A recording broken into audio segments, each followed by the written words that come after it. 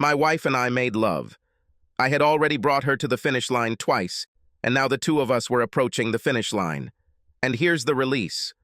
For a moment we just lay there, overcome with bliss, when her eyes opened. I kissed her softly on the lips and rolled over, placing her head on my shoulder. As we slowly came to our senses, I thought about the chain of events that had led us to this moment. My wife Kelly and I were with our friends Chuck and Beverly Conrad for our monthly Last Friday of the Month event. We had a nice dinner at Legal Seafoods and moved the party to Phoenix Landing for an evening of drinking and dancing. We finished our first round of drinks and did a few dances, exchanging partners a couple of times, before returning to our table to order another round of drinks. A wave of excitement ran through the club. We were puzzled at first, but then we noticed that James Wilson, the new Patriots quarterback, had just walked in. He and his entourage took a table at the other end of the club, and just as things began to calm down, new excitement began. Brianna Brown, a local host, had just walked in, but she was more than just a host. She was a former Miss Massachusetts and Miss America finalist, obviously gorgeous, and there were rumors that she was being considered for an even bigger market. Her band sat on our side of the club, but closer to the DJ booth. Beverly stared at Wilson with her goo-goo eyes. "Damn, he can put those boots under my bed anytime he wants," she said breathlessly.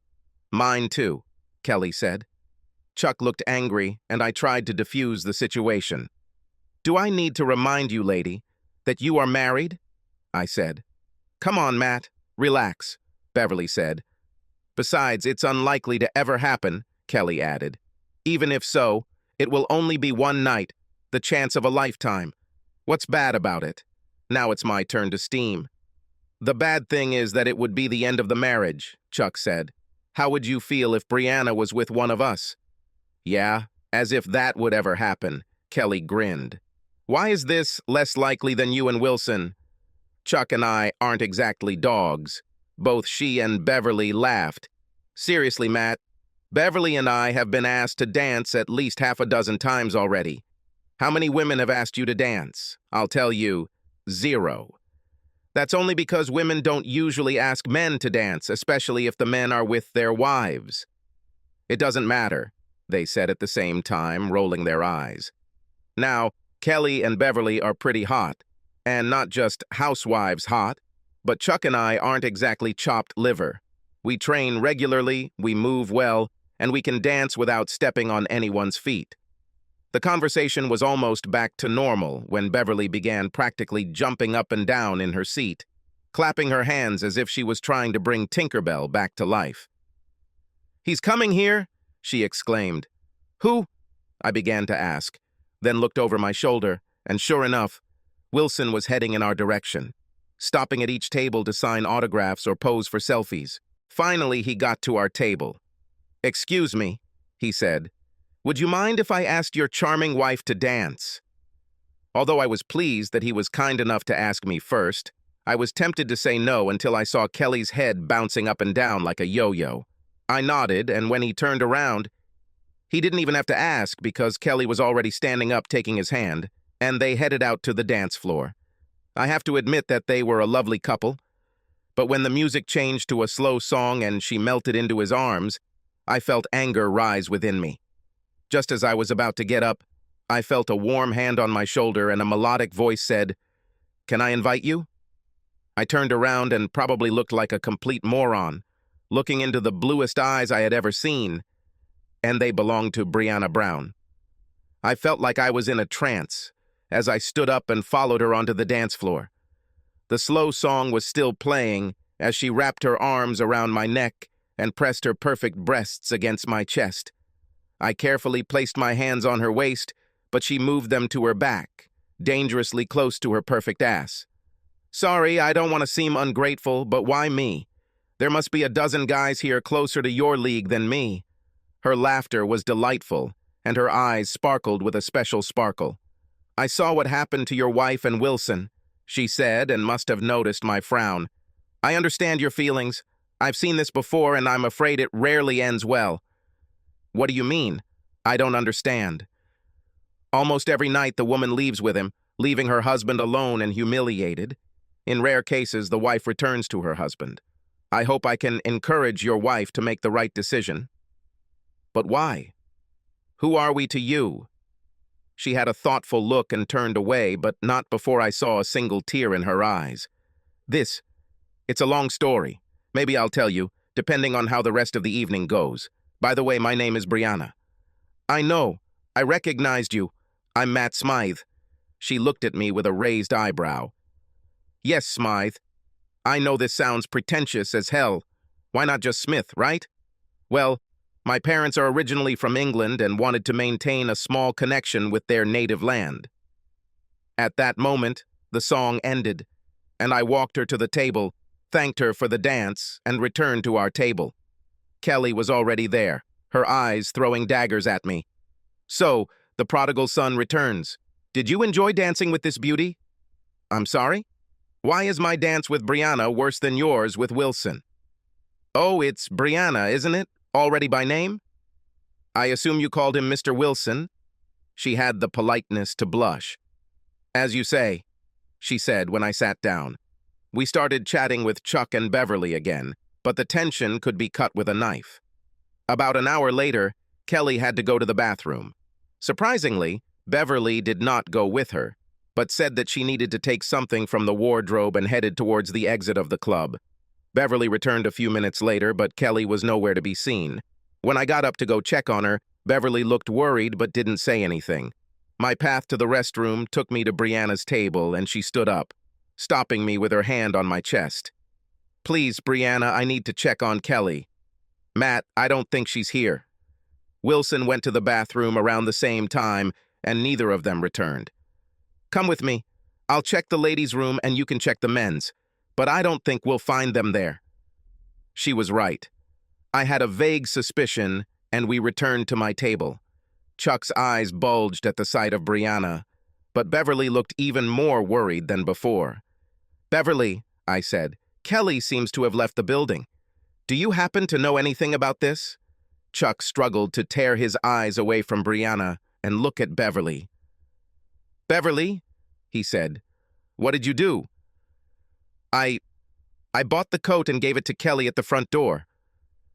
How do you know she needs it? Why did she need this? I understood this from the way she looked at me. She needed him to leave with Wilson. If I hadn't already been standing, I would have jumped out of the chair. You thought this was a good idea? Why? I asked. This may be the only time she will be with a real celebrity. This opportunity comes once in a lifetime. Being with a real celebrity. You want to fuck a real celebrity, don't you? Come on, Matt, it's not that big of a deal. I guess you're not going with Brianna, she said, laughing. I wouldn't be so sure, Brianna said. I completely forgot she was here. Come on, Matt, let's get out of here. And she grabbed my hand as we headed towards the exit. We grabbed our coats, and as I helped her put it on, I said, Thanks for the ego boost. I think I'll go home to my empty house to prepare for the end of my marriage. Why do you think that this was just an impetus for narcissism? Let's take your car. Why should Kelly be the only one who gets this once in a lifetime? I looked at her, expecting to hear, gotcha. But instead, I saw a warm, bright smile. What the hell? I thought. I didn't have any better offers at the moment, so with our arms around each other's waists, we walked to the garage and got into my car. Where to, my lady? I asked, and she directed me to an elite residential building. The garage attendant was about to shoo me away when he saw Brianna and motioned for me to enter. Brianna showed me where to park, and we took the elevator up to her apartment. I was shocked by her luxurious apartment. The living room had floor-to-ceiling windows overlooking the city. Brianna simply tossed her coat onto a nearby chair, and I followed suit. Would you like something to drink? Brianna asked me. I'll have the same as you, I said, and she poured 2 glasses of white wine. She sat down on the edge of the couch and patted the seat next to her. As I sat down, she pressed the remote, and soft music began to play from hidden speakers. As we sat in companionable silence, sipping wine, I wondered what her endgame was. Does she really think that we will sleep together? If that were the case, could I? I had no illusions about what Kelly was probably going to do if she hadn't already, but I believed in my marriage vows. The only problem was that Kelly didn't seem to share my views on marriage vows. Could I break them? As Beverly said, this is a once-in-a-lifetime opportunity. Could I afford to give this up? It looked like Brianna was going to try to take the decision out of my hands as she pressed herself against my shoulder and wrapped her arms around my shoulders. I was just sitting there taking in the situation, not to mention Brianna's intoxicating scent, when she apparently became impatient with my indecisiveness. She stood up, pulled me to my feet, and we started dancing. Shyness was not the order of the day as she placed my hands directly on her ass. I began to realize that, in the words of the Borg, resistance is futile, and that I could enjoy and deal with the consequences later. This time, I didn't wait for her to make a move. I threw my head back, and when she turned to protest, I took her face in my hands and kissed her lips. I have no idea how long we stood there kissing, but when we broke apart, we were out of breath. Her face was red, and I'm sure mine was too. She led me to her bedroom. I heard soft music as she sat me down on her bed. She began to unbutton her blouse, and I, as if in a trance, unbuttoned my shirt. I was just taking off my shirt when she took off her blouse, revealing her free breasts. I don't get hung up on bra sizes, but her breasts looked perfect on her figure. She slowly continued to undress, seducing and turning me on more and more. Then she helped me take off my clothes and started pleasuring my manhood, which I just pulled out of my trousers. I knew I wouldn't last long, and sure enough, it only took a moment before I felt the pressure building. "Brianna, I think I'll come," I said, but she just smiled at me. And that was 1 second when Haz reached finish line. I grabbed her head and kissed her deeply. She returned my kisses. "Okay," she said, "my turn," and sat down on the edge of the bed. I don't want to brag, and maybe I shouldn't, since I had good teachers, but I'm good at please women. I pulled out all my tricks and gave her everything I could, and soon she was writhing in sweet agony. We were basking in the glow of some amazing sex. Was it better than Kelly? To use a cliché, it was different. "Brianna, you said you would tell me why you wanted to help me, to help us." She turned away, and I saw tears in her eyes again. "About 5 years ago, I worked at a small television studio and was just starting to make a name for myself. At the time, I was married to a guy similar to you. He was my biggest cheerleader, always willing to up the ante when a new opportunity required us to move. We were at a charity event when the head of the studio asked me to dance. He didn't even ask my husband, but I took his hand and left my husband sitting. I barely noticed my husband's anger and pushed it into the background as Chuck carried me away. His name was Charles, but he thought Chuck made him seem more like a man of the people, when in fact he thought nothing of those he considered beneath him. I can't say that he used any great seduction techniques on me, although he did make a few subtle, well, not so subtle hints that he could help my career. To my eternal shame, I left the club with him without even looking back at my husband. I was told that he put on a brave face, but was crushed. I wish I could say the sex was out of this world, or at least my career really took off, but in both cases the opposite was true. The sex was uninspiring at best. He seemed to think that just being with him must be a big thrill. Meanwhile, rumors about our affair caused problems. He was a big enough fish that the dirt wouldn't stick, but they let me go with enough severance pay to keep me from suing. My career took a step back, but I've obviously recovered, although my heart breaks when I think about my ex. I heard that he got married again and has children, which we always talked about. At that moment, she couldn't stand it, and I hugged her. My own eyes grew misty, thinking about how Kelly and I talked about our son and future children, wondering if we'd ever have them now. I noticed that Brianna had fallen asleep, so I pulled the blanket over us and hugged her as she unconsciously snuggled against me. I woke up to find myself lying in bed alone with the delicious smell of bacon coming from the kitchen. I used the bathroom, walked into the kitchen, and was greeted by the sight of Brianna in a long t-shirt, her buttocks peeking out teasingly from time to time. She smiled at me over her shoulder. "The coffee should be ready," she said, nodding towards the coffee pot in the corner. I poured myself a cup of the nectar of the gods and sipped it until she placed a plate of bacon and eggs in front of me. We ate in silence until I addressed the elephant in the room. So where do we go from here? For a few moments she was lost in her thoughts. First, she said, breaking the silence, you and Kelly must decide where you will go. Can any of you survive what happened last night? What about us? She laughed, not without malice. Matt, there is no us, at least not now. We had a wonderful night, but we barely know each other, and until you or Kelly decide otherwise, you're married. If you can't figure it out, maybe we could see each other, see if there's more to it than sexual attraction. I must warn you in advance that my career comes first, right now. If I get a better opportunity, I might have to move. Could you move out or settle for a long-distance relationship? In addition, in my position, people often pester me, and there may be gossip. I promise you right now that, if we become a couple, all that will happen will be gossip. But you have to be ready to deal with it. Now go home to your wife and see if there is anything left of your marriage that can be saved. Here is my business card. Let me know how it goes. With these words, she hugged me, kissed me warmly on the lips, and sent me on my way. I arrived home just as Wilson was dropping Kelly off. He gave me a small smirk as he pulled out of the driveway. Kelly and I walked up to the door at the same time.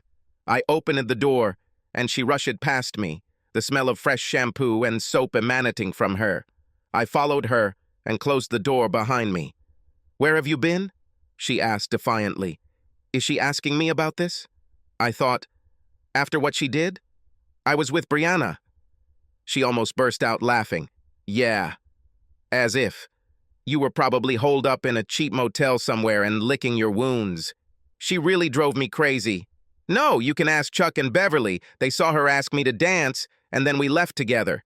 She probably just took pity on you, put on a show so that you wouldn't look like such a loser. She probably left you as soon as you left the club. Things weren't going at all the way I had hoped. I thought we could at least try to move past what had happened, but the complete lack of respect for me made that less and less likely. I decided that one more conversation might take us to the point of no return, so I walked over to our closet, grabbed a large suitcase, and started throwing clothes into it. She just stood there with her arms crossed over her chest, a wry smile on her face, obviously thinking I was bluffing. Her look changed as I walked past and headed for the front door. Come on, you're not going to leave just because I had a little fling? No, I'm leaving because of your disrespect for me. FYI, I did spend the night with Brianna, and it was amazing. I returned home in the hope that we could cope with our mutual indiscretions. But I see that this is now impossible. Don't call me. I'll call you when I'm ready to talk. I walked out of the house, not bothering to close the door, and saw her standing there, watching me as I got into the car. I didn't want to give her the satisfaction of seeing me cry, so I turned the corner, slowed down, and let my tears flow. I paid for a week at an extended stay motel, and before I could plop down on my bed, the phone rang. I was going to ignore him, thinking it was Kelly, but when I saw it was Chuck, I replied, "Hi, Chuck." "Hello, Matt. What the hell happened?" Kelly just called Beverly, and damn was she pissed. She was furious? I almost screamed into the phone. She left me for some joke, and when I told her I spent the night with Brianna, she laughed. "Hey, Matt, Wilson isn't just some jock, and you have to admit that you and Brianna are a little hard to believe." "And you too," I said. "Damn, you saw us together, you saw us leaving together. Does no one respect me? Of course we respect you, Matt, but you and Brianna? Come on, be serious." "Oh, but Kelly and Wilson are quite believable. Look, I don't know what's going to happen to me and Kelly, but I think I need to find new friends. Goodbye." "Wait, Matt. But I'm already disconnected." Kelly and I went back and forth for a while. She even apologized for the Wilson stunt. But the real sticking point was her lack of respect for me. Even a call from Brianna confirming our night together didn't help. "Nice try, Matt," she said. "I think you're her charity project this month." I spent another week at the motel. Brianna and I dated a couple of times, and the hosts even teased Brianna about her new mystery man. But she just brushed it off. One good thing about being alone was that it gave me time to work on my writing. I posted stories on internet sites from time to time, much to Kelly's displeasure, which I believe was another sign of her disrespect. Brianna, on the other hand, when I complained that Kelly put my texts aside and never read them, insisted on looking. I resisted, fearing further embarrassment. I shouldn't have worried. Brianna was impressed and even made some suggestions. I think that was the turning point, and I filed for divorce. Kelly was stunned. "You're not seriously going to divorce me because of my stupid affair with Wilson, are you?" "Actually, no, but the fact that you consider my humiliation a stupid trifle partly explains why I'm divorcing you. You don't respect me. I wonder if you ever did. You don't believe that Brianna is interested in me and my stories, which you laugh at without even reading them, Brianna thinks are pretty good," I said and walked out the door. Kelly was struggling with her divorce, although I don't know why. Maybe she just didn't like the idea of losing. Our friends tried to help, but I think they made the situation worse by laughing at the idea of me and Brianna, telling me that I would never find anyone as hot as Kelly. Of course, the court ordered a consultation. I went through the charade.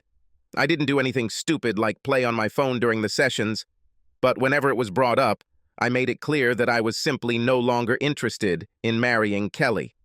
The counselor eventually relented and recommended that the court move forward with the divorce process, and Kelly tearfully agreed. It was hard being a dad every weekend, but my son and I tried our best. It helped that the divorce, once Kelly realized it was over, wasn't particularly acrimonious, and we were able to live together peacefully. Brianna was at the final court hearing, and as we walked out holding hands, the look on Kelly's face was priceless. We maintained friendly relations for most of the year. Although we were exceptional, we made no promises of eternity. With Brianna's busy schedule and no marital obligations, I was able to devote more time to my writing, and Brianna continued to provide valuable advice. When my last story was finished, she suggested that I send it to a publisher, but I was afraid of being rejected. Brianna finally got an offer from a Chicago studio, which was a big step forward, and we had one last night. We skipped dinner to spend as much time together as possible. Although we made love, it wasn't some wild freedom. We probably spent more time cuddling, talking about our feelings, our hopes, and dreams for the future. Once she was asleep, I got up and made a few more changes to my story before crawling back into bed and cuddling with her, enjoying the feeling of her cuddling even tighter to me. When I woke up, she was already out of bed, so I went to the bathroom and took a quick shower. As I walked past the laptop table, I was puzzled to see it open. I was sure I closed it last night. I shrugged and headed into the kitchen where Brianna was preparing breakfast. I came up from behind, hugged her, and buried my nose in her neck. She turned her head and kissed me. "Breakfast is almost ready. How about coffee?" "Your wish is my law." And with a wide bow, I poured coffee and put the cups on the table. I'm afraid most of the cooking was wasted as we just pushed the food onto our plates and looked at each other. Finally, it was time to clean up so I could leave, and Brianna could prepare to leave. We had already packed most of her things into the car, and the moving service came to pick up the rest. I grabbed my laptop, hugged and kissed Brianna one last time, and we parted ways with hopeful promises to stay in touch. I gave myself a couple of weeks to grieve the end of our relationship and then began to cautiously enter the dating scene. I deliberately avoided places where I might expect to see Kelly or our old gang, although I saw them from time to time, but we never got close to each other. One day I was looking through the mail and saw an envelope from Battles Publishing. I was puzzled and put it aside while I looked through the rest of my mail. I took the envelope to the kitchen, sat down with a cup of coffee, and opened it. "Dear Mr. Smythe, we have received your manuscript and are seriously considering the possibility of publishing it. Please contact me as soon as possible to arrange an appointment.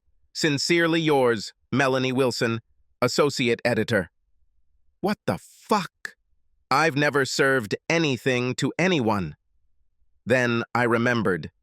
The laptop that I had left closed but found open in the morning. "Brianna."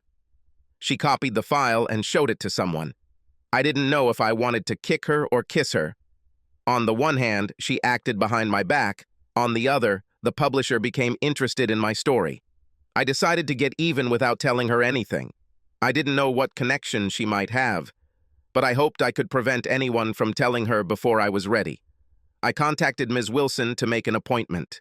It didn't take long to come to an agreement, but before I could get too excited, I had to wait for the editor to do his job.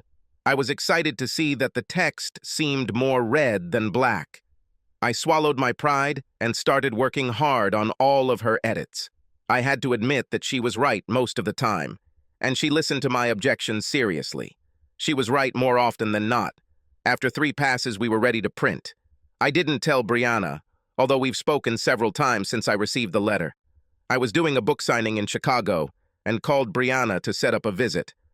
Opening the door, she hugged me tightly and kissed me. "Oh, Matt, I'm so glad to see you again. What brought you to Chicago, business or pleasure?" "I hope it's both," I winked. "I could help with that last one," she said with an exaggerated wink. Walking out of her house, she was amazed by the limousine. "Wow, things must be looking up," she said. "You could say that," I said. "This is your city. Why don't you choose a restaurant?" She told the driver, and we drove off. Although we did not have a reservation, they recognized it immediately, and soon we were seated. "So, Matt, what business brought you to Chicago?" "It's a surprise," I said, and she pouted. We ate deliciously, but decided to skip dessert. "Let's go to my place?" she asked with a flirtatious smile.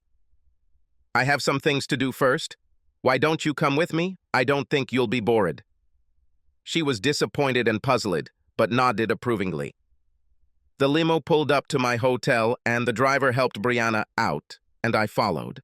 I led her into the lobby and up the escalator to the 2nd floor where the book signing ceremony was to take place. I couldn't stop her from seeing the sign with my photo on it, and she ran into my arms. "Matt, you did it, you did it. I knew you could handle it." "Well, I got a little help," I said with a grin. I don't know what you're talking about, Matt." "Don't be modest, Brianna. I never submitted my story and no one else had access to my laptop. You will not make a good thief. You left your laptop open. I closed it that night." She blushed. "I'm not angry, Brianna. I would never have the courage to send out my story. You believed in me more than I did myself. I can never thank you enough." "No need to thank me, Matt. I'm just happy to see you succeed." At that moment, a representative from the publishing house approached me and said it was time to sign the contract, so I quickly kissed Brianna and followed the representative to the table set for me. I watched as Brianna leaned against the wall, smiling, as a long line formed for people to sign their books. Her smile faded a little as some women posed for selfies and kissed me on the cheek. I just smiled, shrugged, and felt relieved when she smiled back. Finally, the signing ended, and I joined Brianna in giving her a big kiss to make up for all the kisses I had received. "How about we come back to my place so I can welcome you to Chicago?" As tempting as it may sound, my room is upstairs. Besides, I already let the limo driver go. "Not too confident, huh?" she said with a wide smile, and we went up to my room. We spent the night getting reacquainted with our bodies, then slept before ordering breakfast to our room. "Matt, where do we go now? Can you stay a while?" "Sorry, but I cannot. I have a few more stops on the tour, and then I have to get back to my day job." "I understand, Matt, but let's stay in touch. I really enjoy spending time together." That's what we did. We talked, we texted, we emailed, we made phone calls, whatever worked at the time. My publisher showed interest in the 2nd book, and I spent every free minute on it. As soon as I sent it to the editor, I called Brianna. "Hey, Matt, it's nice to hear your voice again." "Me too, Brianna. I have great news. I wrote another book." "This is great news. When can I read the next great American novel?" "This will take some time. I just presented the first draft, but that's not all." "About? And what?" "If the book goes well, they will give me a contract for 3 more books. I will be able to quit my job and write full-time. That's great, Matt. I knew you had it in you. Yes, it is. I owe it all to you. Without support, I would still be writing just for my own pleasure. Don't say that, Matt. You have real talent. Sooner or later, it would have manifested itself. Maybe so, but there are thousands of talented people who simply don't get that kind of breakthrough. If you hadn't sent my story, who knows if I would have had the courage to present it myself. We argued, but she knew I was right. I don't know if it was my experience with the first book, or if I just had more confidence, but the editing process went very smoothly, and the book was soon ready to go to press. I spent most of my vacation on my first book tour, so I had to take unpaid leave and planned my stop in Chicago for the whole weekend. I skipped looking for a hotel and spent the weekend with Brianna. I couldn't get enough of Brianna's amazing body and couldn't figure out why she was so attracted to me, and eventually I had to open my big mouth. God, Matt, I love you, but you men can be so ignorant sometimes. She suddenly fell silent. Neither of us had ever said the L word before. Seriously, Matt, she continued, I can be as caught up as the next person in superficial attraction, but lasting love means seeing beneath the surface. Sure, you're attractive, but what's special about you is what's on the inside. Even after what Kelly did to you, I had to practically seduce you into my bed. What could I say? She was right, and I had no idea. Sorry, Brianna. I don't know what my problem was. Maybe I just don't value myself.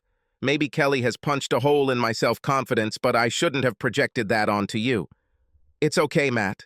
I understand. You just continue to be a kind, caring person, and you will never have to doubt my love for you. She just told me she loved me again, and I didn't tell her I loved her, although being the shrewd woman I am, I think she knew. And yet, I could not leave this thought in the air. I love you too, Brianna. I know, silly, she said, and gave me a soul-searing kiss. The rest of the tour went well, as did book sales. When I got home, I invited Brianna to stay. We visited a few old places, and people who knew us before seemed amazed that we were still together. Others recognized Brianna from her occasional reporting on the show. I even got some recognition from my books. From time to time, we would cross paths with someone from the old company, but I was not interested in rubbing their nose in my success, both personal and professional. For their part, they seemed too embarrassed to approach us, although Kelly seemed more angry than embarrassed. Well, life is too short to waste it on fools. The first 2 nights our love was wild and full of passion, but I had other plans for our last night. I took her to the most romantic restaurant in the city, where our conversation was full of endearments, but nothing special. No, I didn't stage a big proposal at the restaurant. I knew that serious discussions would follow and wanted to find a more private place. Where are we going to dance today, Matt? Actually, I was thinking maybe we could go straight home tonight, if that's okay. Of course, Matt, she said, clearly not understanding what I was thinking. When we got to my house, I hung up our coats and asked her to sit while I got the wine. Sitting down, I handed her a glass and proposed a toast. For love and friendship, I said. For love and friendship, she repeated, and we clinked glasses. I sipped the wine, quietly watching Brianna. After finishing the wine, she jumped up, almost swallowing the ring I put in her glass. Thurs, she muttered. Is this what I think? I turned to her and took her hands in mine. Yes, Brianna, it is. I cannot describe how my life has changed since you came into it. I can only imagine what it might be like if you were a part of this forever. Please say that you will be my wife. Oh, Matt, if you only knew how much I want to say yes. But I already told you that my career comes first, and if a better offer comes, I'll probably take it. I can't ask you to raise your rates every time I change jobs. You won't have to. What do you mean? My last book was successful. Successful enough that a publisher gave me a 3-book deal with a big enough advance that I could quit my job and write full-time. And I did. Did what? I was discharged from my job. As soon as my lease is up, I'll be moving to Chicago. If you allow me, I would like us to be together." She just sat there with her eyes wide open and her mouth open, and then she threw herself into my arms. "Yes, yes, I will marry you." We had a small wedding. My parents flew in with my son Danny, and Brianna's parents were there with her sister. We spent Saturday with my family, seeing as many places as we could pack in one day, and Brianna used her weather girl magic to give us a sunny day to get married by the lake. After saying goodbye, full of happy tears, we went on our honeymoon to Barbados. It would be nice to say that we lived happily ever after, and in general we did, but two powerful careers coupled with groupies. And yes, I had my share, although I didn't understand why, can cause some petty jealousy, but we made a promise to always talk about everything, and we smoothed out the bumps in the road. Luckily, there was only one step in Brianna's career: moving to New York City for the Today Show. It didn't really matter, though, since I could write anywhere. We had been living in New York for about a year when Brianna surprised me with a pregnancy test. I didn't even know she was off birth control, but I was ecstatic and couldn't wait to be a full-time dad again. I love Danny to death, and it's so hard to say goodbye when my weekend is over. It was a little surreal having the whole country following our pregnancy, but we got used to it. She gave birth to a beautiful baby girl, Brittany, and luckily, she seems to have inherited her mother's looks. Of course, the program had to have photos as soon as possible after birth and videos soon after. I had just finished a book tour for my 5th book, and the publisher wanted me to sign a new contract, but I didn't feel like I had another topic, but I promised them first place if I wrote more. Meanwhile, royalties from the books, coupled with some movie deals, kept the cash flowing, and of course, Brianna was making a lot of money, so I settled happily into my new role as Mr. Mom. If you ever asked me if I was happy that my wife cheated on me, I would ask you if you were crazy, but here and now, I am happier than I ever could have imagined. Subscribe to our channel so that your second chaff doesn't cheat on you, and go ahead and listen to the next story, because this story is nothing compared to the next one. If you're under 18, don't even think about listening to the next one.